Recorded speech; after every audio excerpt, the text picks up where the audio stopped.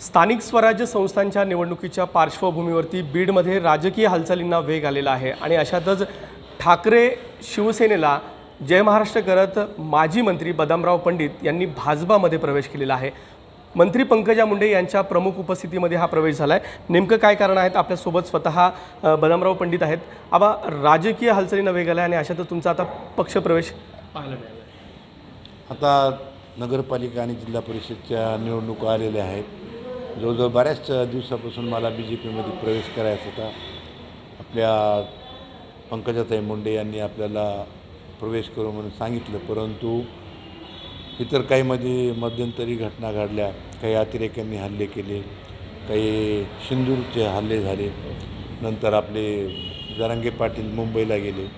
अशा कारणामुळे हा माझा प्रवेश लांबत आलेला आहे। जवळजवळ 6 महिन्यापूर्वीच माझा प्रवेश होणार होता, परंतु काल मुहूर्त सापडल्यामुळे त्यांना अचानक परळीला बोलवलं आणि आमचा पक्ष प्रवेश करून घेतलेला आहे।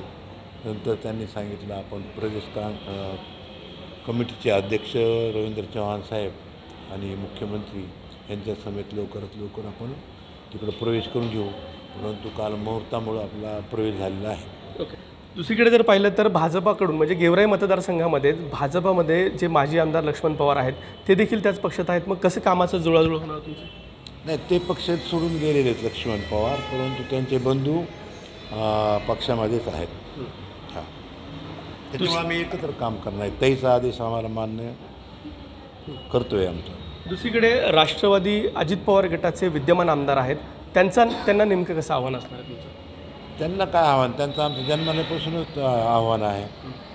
त्यांना आमचे कट्टर विरोधक आहेत ते आता अपघाताने ते आमदार झालेले आहेत। पैसे वाटून आमदार झालेला माणूस आहे। अजूनही गेवराईची जनता ही मलाच आमदार मानते। तो कोणत्याही कामामध्ये नसतात, त्यांचे बंधूच काम पाहत असतात, त्यामुळं त्यांचा काही प्रश्नच येत नाही। आता जवळपास नगरपालिका असतील, त्याबरोबर जिल्हा परिषद पंचायत समितीच्या निवडणुका होत आहेत। अशामध्येच आता भाजपात तुम्ही प्रवेश केला आहे, त्यामुळे कसं पूर्ण तुमची कामकाजाची पद्धत असणार आहे, कसं रणनीती असणार आहे? आपल्या जिल्हा परिषद पंचायत समिती आणि नगरपालिका आम्ही 12 हे एकत्र लढणार आहोत आणि ताईनं ज्या सांगितले ताईच्या मार्गदर्शनाखाली आम्ही काम करणार आहोत। त्याच्यासमोरच उभा राहणार ना मी।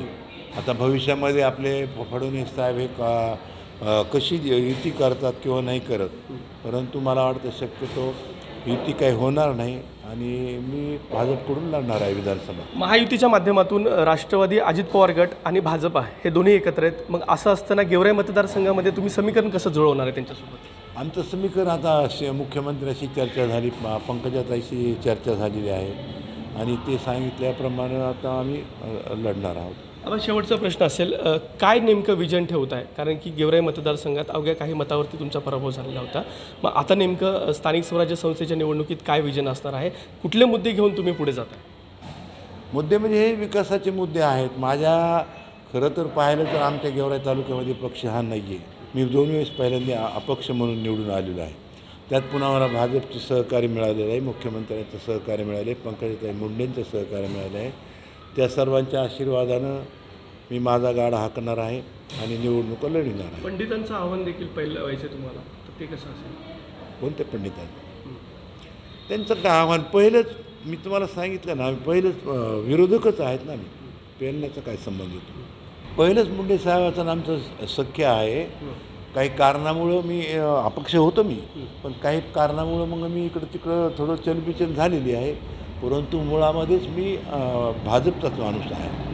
हां, नक्कीच। तर हे होते माजी मंत्री बदामराव पंडित आणि त्यांनी आता स्थानिक स्वराज्य संस्थेच्या निवडणुकीच्या अनुषंगानं राजकीय हालचालींना वेग होत असताना बदामराव पंडित यांचा भाजपामध्ये प्रवेश झाला आहे आणि निश्चितच गेवराई मतदारसंघातील राजकीय समीकरणं यामुळे निश्चितच बदलतील असा विश्वास देखील त्यांनी या ठिकाणी बोलून दाखवलेला आहे। आणि आता पंकजा मुंडेंच्या माध्यमातून बदामराव पंडित यांना बळ जे आहे ते देखील मिळत आहे। कॅमेरामन प्रमोद जोशीसह विकास माने, ABP माझा, बीड, गेवराई। ABP माझा, उघडा डोळे बघा नीट।